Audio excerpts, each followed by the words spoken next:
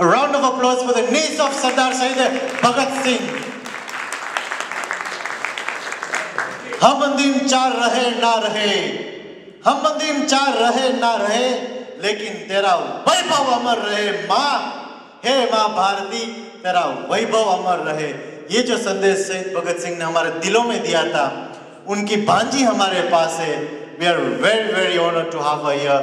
I would want you to please give a round of applause, a standing applause, please, a standing applause for the niece of Sardar Shahid Bhagat Singh. A standing applause.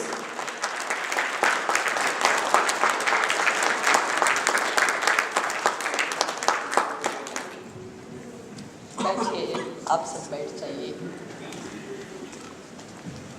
आज हम सब शहीद आज़म सरदार भगत सिंह और उनके दो साथी सुखदेव और राजगुरु जी का बलिदान दिवस मनाने के लिए यहाँ एकत्र हुए हैं।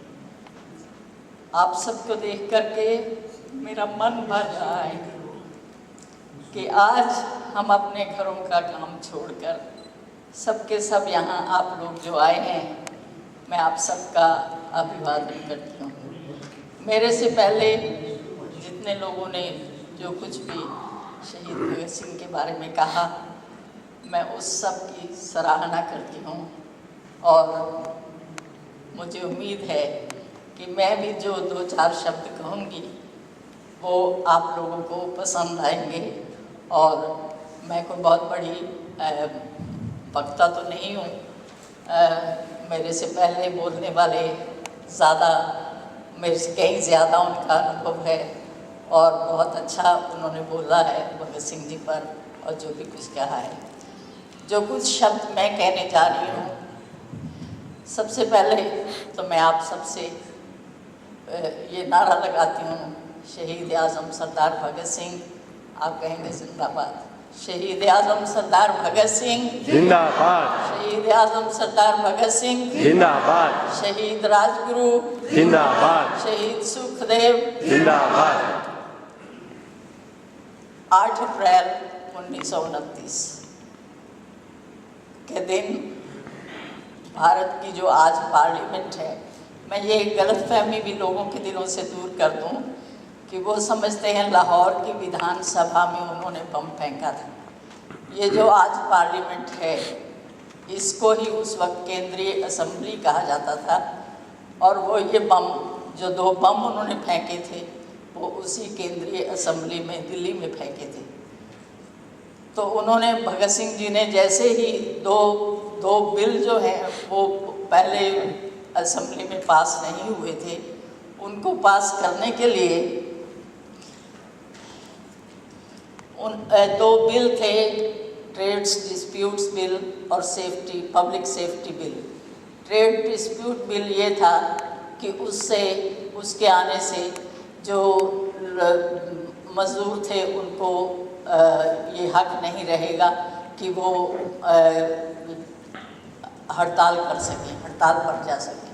और जो पब्लिक सेफ्टी बिल था वो ये था कि युवकों को आम सभाएं करने का अधिकार उनसे छीना जाएगा ताकि वो युवक लोग अपनी पब्लिक मीटिंग्स ना कर सकें।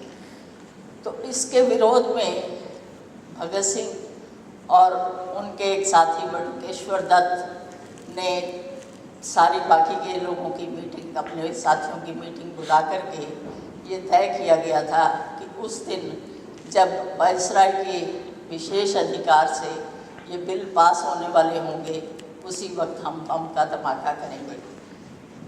तो जैसे ही पार्लियामेंट में स्पीकर के द्वारा वो बिल पास होने की घोषणा होने लगी, उसी वक्त उन्होंने 2 बम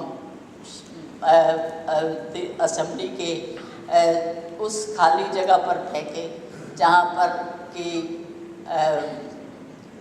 पर ना तो कोई बेंच थे और खाली ऐसी जगह उन्होंने चुनी जिससे किसी को चोट ना आए।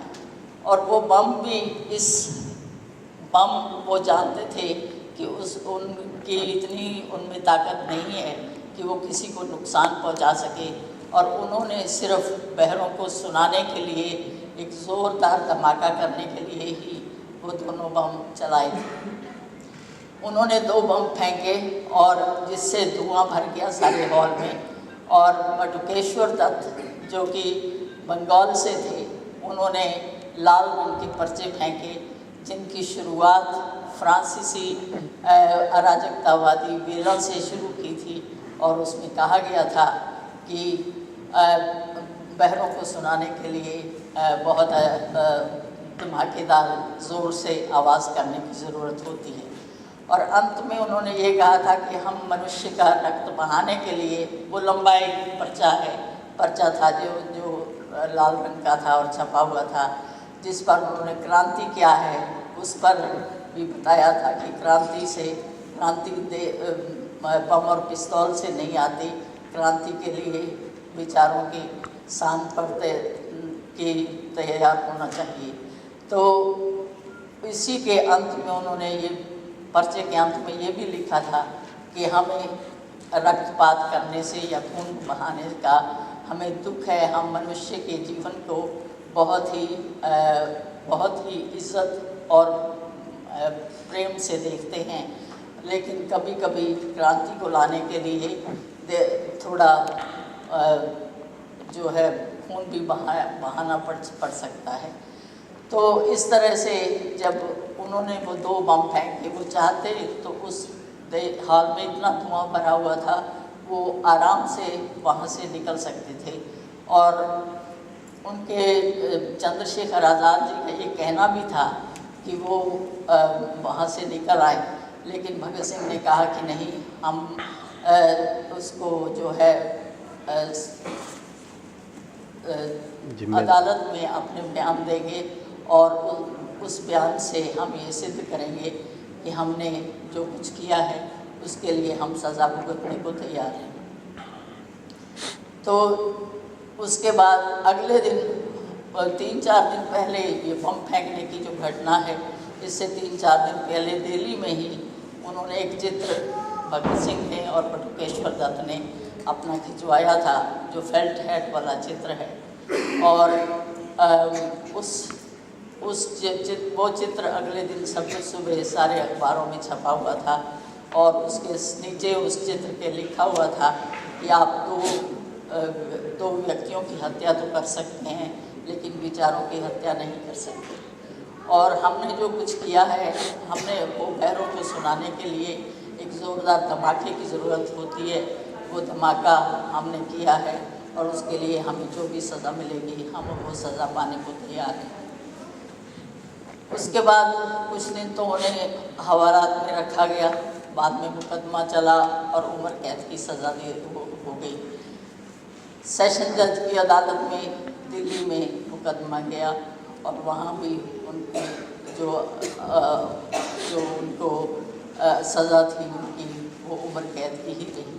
और उसके बाद उनको वहाँ से ट्रांसफ़र करके सरदार भगत सिंह को मियांवाली जेल भेज दिया गया और बटुकेश्वर दत्त को वहाँ लाहौर जेल, लाहौर सेंट्रल जेल में भेज दिया। वहाँ पर जाकर के इन्होंने पहले से ही ये तय कर लिया था कि हम जो राजनीतिक बंदी हैं उनके प्रति जो व्यवहार है जेलों के अंदर वो बहुत अच्छा नहीं है और उसको बदलने के लिए हम अपनी मांगें पेश करेंगे।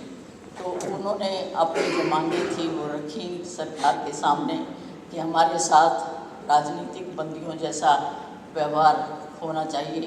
हमें ना सिर्फ हमारा खाना जो है वो यूरोपियन कैदियों के स्तर का होना चाहिए और हमें पढ़ने लिखने के लिए कागज़ और कलम दवात वगैरह दी जानी चाहिए और रोज़ाना पढ़ने के लिए अखबार मिलना चाहिए। तो इस तरह की जो मांगें थी वो रखी गई और जो कि ये जो उनकी ये जो जून 14 से ये शुरू हुई उनकी भूख हड़ताल और मुकदमा जैसे भी लड़ा गया उसके अंत तक वो चलती रही। बीच में